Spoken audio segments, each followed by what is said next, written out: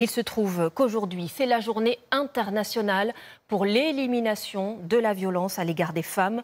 Le gouvernement va annoncer plusieurs mesures cet après-midi, comme la généralisation du dépôt de plainte directement à l'hôpital et le renforcement de l'aide d'urgence versée aux femmes pour qu'elles puissent quitter le domicile. Souvent, c'est une étape très difficile, partir, mais pour aller où? Écoutez ces témoignages qu'ont pu recueillir Sylvie Pinatel et Florian Le Goïc.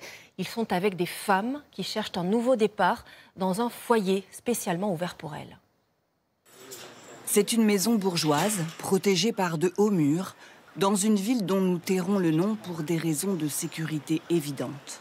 Regardez, j'ai trouvé une phrase qui dit « Ma vie ne me plaisait pas, alors j'ai créé ma vie ». 10 femmes y sont hébergées. Elles ont fui leur conjoint après les coups et parfois des menaces de mort. Personne ne pouvait imaginer ce que moi je vivais à l'intérieur de la maison. Et puis un jour, sans argent, sans emploi, Sabrina est partie avec ses enfants.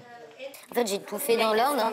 Il y a une assistante sociale, j'ai eu l'assistante sociale, la maison des femmes, France Victime. Et pour l'aider ici, à se reconstruire, à trouver les mots qui racontent l'enfer, une quinzaine d'éducateurs, psychologues, assistantes sociales. Et là, il y a une petite fenêtre, lueur d'espoir. Et puis aussi la gendarmerie, juste à côté. On sait que le départ, c'est aussi là où les féminicides ont lieu. Enfin, souvent, c'est un moment qui est très important à protéger. Dès qu'il y a une femme qui arrive, systématiquement, on prévient la gendarmerie de leur arrivée. Après plusieurs mois, Virginie se sent prête à recommencer une vie, dans un appartement géré par la structure, à quelques pas d'ici. Vous n'avez plus peur? Non, j'ai peur, adore, comme lui attendre. Vous avez toujours peur qu'il attende dehors? Oui, je sais ça. Non. Pour certaines, ça reste quand même très difficile de sortir et de passer le portail.